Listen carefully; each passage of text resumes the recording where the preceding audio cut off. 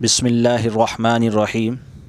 اس video میں ہم عملیات کے کچھ پوشیدہ راز بیان کریں گے، یعنی چلہ کشی کرتے وقت جس وقت عامل جو ہے چلہ کھینچتا ہے اور چلہ کرتا ہے، کسی چیز کا عمل کرتا ہے، کن کن چیزوں کی ضرورت ہوتی ہے ہر چلے میں۔ اگر وہ چیزیں نہ ہوں تو اس کا وہ چلہ بیکار ہو جائے، یعنی وہ کامیاب نہ ہو۔ وہ اصول کیا ہیں وہ یہاں ہم بتائیں گے، اور وہ اصول جو ہیں چند ہیں جو ہم نے یہاں لکھ کر جمع کیے ہوئے ہیں اپنے دیکھنے اور سننے والوں کے لیے۔ اور دیکھیے، بسم اللہ الرحمن الرحیم۔ عملیات کے پوشیدہ راز۔ عمل ہمیشہ باوضو کرنا چاہیے۔ جی ہاں، ویسے تو عامل کو رہنا ہی ہمیشہ باوضو چاہیے، لیکن عمل کے وقت خاص طور سے جو ہے اس کا وضو ہو۔ بے وضو عمل بے اثر ہوتا ہے۔ یہ عملیات کے اندر بہت اہم چیز ہے، اس کو ذرا بھی نظر انداز نہ کریں۔ دوسری، جس کمرے میں عمل کیا جائے وہاں سامان بالکل نہ ہو۔ کمرہ جس قدر خالی ہوگا عمل کی کامیابی کے اسی قدر امکانات ہوں گے۔ کمرے میں دوران چلہ دوسرا کوئی شخص آمد و رفت نہ رکھے۔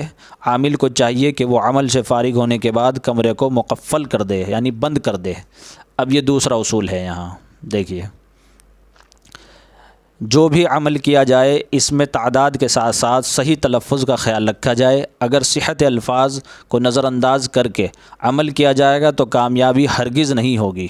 یعنی اگر اس کا تلفظ اور اس کی ادائیگی، عمل جو پڑھ رہا ہے اس کی صحیح نہیں ادائیگی ہو رہی ہے، تو پھر وہ کامیابی کے کوئی جو ہے اس کی شکل نہیں بنے گی۔ عمل سے پہلے 2 نفلیں زمین پر ادا کرے۔ زمین سے مراد یہ ہے کہ اس کے اوپر کچھ بچھا ہوا نہ ہو اور صاف زمین ہو، پاک زمین ہو، اس پر 2 رکعت نفل پڑھ لے۔ کچی مٹی کی ہو تو بھی چلے گی، اور فرش ہو تو بھی کوئی حرج نہیں۔ ادا کرے کسی چٹائی یا جائے نماز پر نہیں، یعنی یہ صرف اس وقت ہے جب عمل کے لیے بیٹھ رہے ہوں۔ اس کے علاوہ جائے نماز وغیرہ پر جو ہے وہ کر سکتے ہیں، نفل وغیرہ پڑھ سکتے ہیں۔ ورنہ پھر کھجور کی چٹائی ہو، یعنی جب عمل کر رہے ہوں، یہ اس وقت کی بات ہے، یعنی چٹائی پر ادا کریں اور رب العالمین سے عمل کی کامیابی کی دعا کریں۔ دوران عمل بے وجہ اپنے جسم میں حرکت نہ آنے دے، یعنی ہلے ڈلے نہیں۔ جس قدر ساکت رہے گا اسی قدر فائدہ ہوگا۔ اور یہ پھر اب اس کے بعد تیسرا تھا، یہ اس کے بعد جو ہے چوتھا، اور یہ 5واں آیا۔ عمل کے دوران پرہیز جمالی اور جلالی یعنی ضروری ہے۔ ان کے الگ الگ چیزیں ہوتی ہیں، جمالی میں کیا پرہیز کرنا ہے اور جلالی میں کن چیزوں کا۔ 2 طرح کے پرہیز ہوتے ہیں، کچھ تو کھانے پینے سے متعلق ہوتے ہیں، کچھ چیزوں کے استعمال کرنے سے متعلق ہوتے ہیں۔ وہ اس کے اوپر الگ ویڈیو بنے گی، وہاں بتا دیا جائے گا جمالی پرہیز میں کیا کیا چیزیں ہیں اور جلالی میں کیا کیا۔ یہ کھانے پینے کی چیزیں جو ہوتی ہیں، جس کا جون سا بھی عمل ہے پہلے اس کو دیکھ لے گا یہ جلالی ہے یا جمالی ہے، پھر اس کے جو پرہیز ہیں ان کو جو ہے اس کو اپنائے، ضرور دکھاتی ہیں۔ یعنی جو کھانے پینے کی چیزیں ہیں پرہیز سے متعلق وہ اپنا اثر ضرور دکھاتی ہیں، اس لیے کھانے پینے کی چیزوں میں خاص طور پر پرہیز ضروری ہے۔ بدبودار چیزیں مثلاً پیاز، لہسن، تمباکو وغیرہ سے مکمل اجتناب کریں۔ اکثر عاملین تمباکو وغیرہ استعمال کرتے ہیں، تو انہیں چاہیے کہ عمل کے دوران اس کو بالکل بند کر دیں، اور بہتر ہے کہ ہمیشہ کے لیے اس کو چھوڑ دیں۔ جب عمل کے لیے بیٹھیں، اب یہ حصار کا ایک طریقہ آ گیا 6 نمبر پر۔ ہم یہاں دیکھیے ایک حصار اور بیان کر رہے ہیں، کچھ حصار اس سے پہلے بیان کر چکے، اور یہاں جو یہ 6 نمبر پر حصار بیان ہو رہا ہے یہ الگ حصار ہے۔ جی ہاں، جب عمل کے لیے بیٹھیں، سورہ فاتحہ، سورہ بقرہ کا پہلا رکوع اور آیت الکرسی سورہ بقرہ کا آخری رکوع۔ یہ سورہ فاتحہ ایک چیز اور سورہ بقرہ کا پہلا رکوع ایک، یہ 2، اور پھر آیت الکرسی 3، پھر سورہ بقرہ کا آخری رکوع 4 تو یہ ہو گئیں، اور پھر چاروں قل کی تلاوت کرے، 8 چیزیں ہو گئی ہیں۔ اس حصار کے اندر 8 چیزیں ہیں۔ سب سے شروع میں جو حصار بتایا تھا اس میں صرف آیت الکرسی تھی، پھر اس کے بعد جو حصار بتایا تھا اس میں 4 جو ہیں صورتیں تھیں، اور یہ حصار جو بتایا ہے اس میں 8 چیزیں ہیں۔ تو ان 8 چیزوں سے اپنا حصار کرے، یعنی اپنے اوپر دم کر لے اور انگلی سے اپنے ارد گرد دائرہ کھینچ لے۔ اور دوران چلہ عمل کی شروعات اسی طرح کرے، یعنی جو ہے جب یہ حصار کرے تب اپنے عمل کو شروع کرے۔ ایک حصار یہ ہے عمل کے شروع کرنے کا، ایک وہ حصار بتایا گیا ہے جو تمام عملوں میں کام آ جائے گا، یعنی کہ وہ ایک حصار ہی تمام عمل کے لیے کافی ہو جائے گا، لیکن اس کی زکوٰۃ ادا کرنا ضروری ہے، اس کے اوپر الگ سے ویڈیو بنا دی گئی ہے۔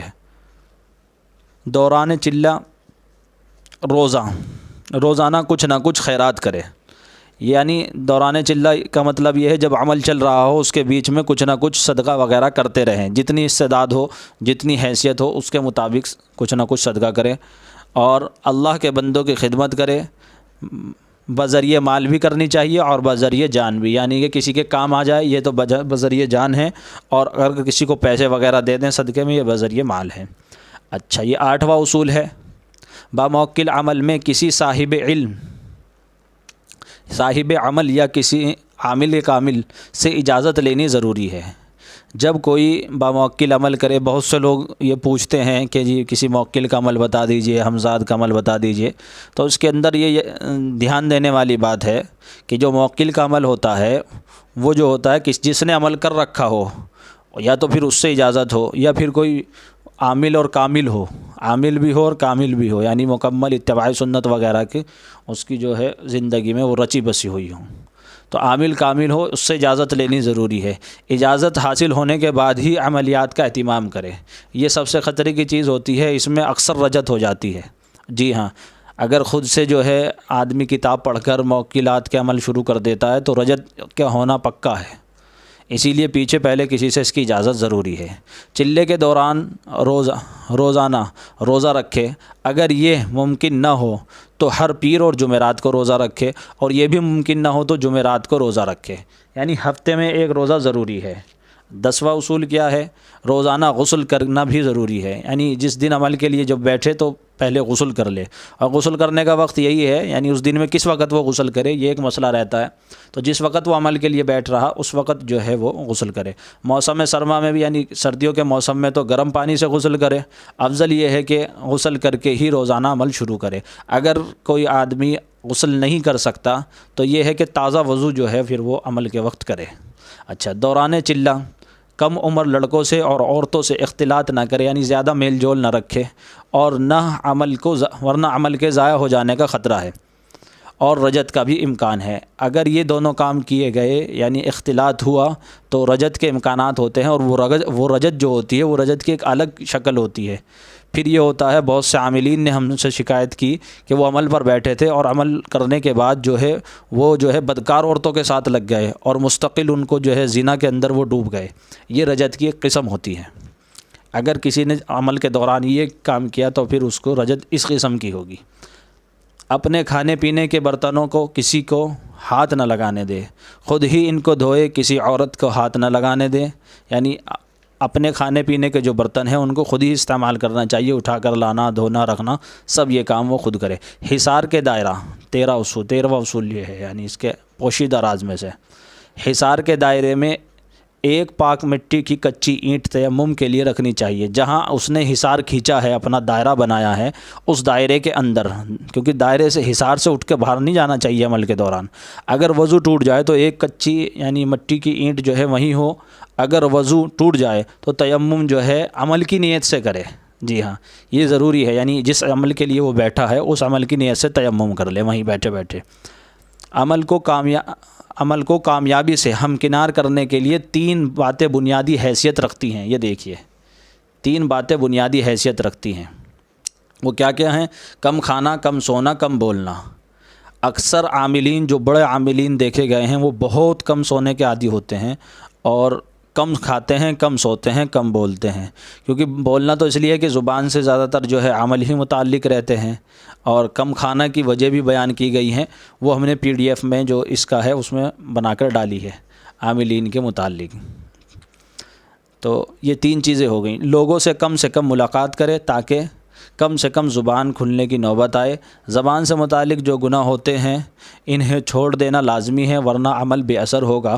اور یہ 15واں راز جو ہے، عامل کو چاہیے کہ ایسے عمل کو ترجیح دے جو زیادہ سے زیادہ 4 گھنٹے میں پورا ہو جائے۔ بعض لمبے چلے کے عمل شروع کر دیتے ہیں، پھر اس کو پورا نہیں کر پاتے، اسی لیے یہ اصول بے حد ضروری ہے، یعنی ایسا عمل پڑھنا چاہیے جو 4 گھنٹے کے اندر پورا ہو جائے، کیونکہ اس سے زیادہ دیر میں پورا ہونے والے کی تعداد جو عامل کے لیے بڑا مسئلہ بنتی ہے اور اس کی زبان لڑکھڑانے لگتی ہے، یعنی وہ عمل پوری طریقے سے صحیح ادا نہیں ہو پاتی جو پڑھنا چاہ رہا ہے۔ جو بھی عمل کرے اس کو پہلے بلا نیت 3 دن کے بطور تجربے کے کر کے دیکھ لے کہ کتنی دیر میں ہو رہا ہے، پھر اس کے بعد باقاعدہ چلہ اس کا جو ہے کرنا شروع کرے۔ اور یہ آخری چند اصول ہیں 2، عمل کے پہلے دن اور عمل کے آخری دن کم سے کم 3 آدمیوں کو پیٹ بھر کر کھانا کھلانا چاہیے۔ زیادہ سے زیادہ اپنی وسعت کے مطابق مدعوین کی تعداد، یعنی جتنی بھی وسعت ہو، 2 4 2 ہو، 3 ہو، 5 ہو، 7 ہوں یا پھر 9 ہو، یعنی ان کی تعداد طاق ہونی چاہیے جن کو کھانا کھلا رہے ہیں۔ کھانا کھلانا اللہ کو پسند ہے، اس لیے اللہ اس کی برکت سے عمل میں نورانیت پیدا ہوتی ہے، یعنی اللہ تعالیٰ اس کی برکت سے عمل میں نورانیت پیدا کر دیتے ہیں۔ عامل کو چاہیے کہ جس استاذ کی رہنمائی سے، جس کتاب کے استفادے سے، جس بزرگ کی دعا سے، یہ 3 چیزیں ہیں۔ جی ہاں، عامل کو چاہیے جس استاذ کی رہنمائی سے اور جس کتاب کے استفادے سے اور جس بزرگ کی دعا سے اور جس عامل کی سرپرستی میں وہ اپنا عمل شروع کرے یا جاری رکھے، اس کی دل سے قدر کرنی چاہیے اور اس کے لیے دعائے خیر کرنی چاہیے۔ جو عامل اس فارمولے پر عمل کرتا ہے اس کو رب العالمین مقاصد حسنہ میں کامیابی عطا کرتے ہیں، اور اس کی عزت و مقبولیت دن بدن میں، اس کی عزت اور مقبولیت میں دن بدن اضافہ ہوتا ہے۔ روحانی عملیات کے لیے یہ سربستہ راز تمام حضرات کے لیے یکجا کر دیے گئے ہیں۔ جن حضرات جو ان ذمہ داریوں کو ادا کرنے کے اہل ہوں، جو محنت و ریاضت کا کامیابی کا قلیدہ حاصل کرنا چاہتے ہوں، یعنی جو محنت سے چاہتا ہے کہ میں کچھ حاصل کروں تو اس کے لیے یہ راز ہے، نہیں تو سب سے زیادہ عاملین ان چیزوں کو نظر انداز کرتے ہیں، کیونکہ یہ سب سے مشکل چیزیں ہوتی ہیں عملیات کے اندر۔ وہ قلم چلانا سیکھنا چاہتے ہیں، جلدی سے موکل تابع کرنے سیکھنا چاہتے ہیں، لیکن یہ سارے عمل جو ہیں وہ نہیں کرتے، تو اس کو بہت دھیان سے اس کو توجہ دی جائے۔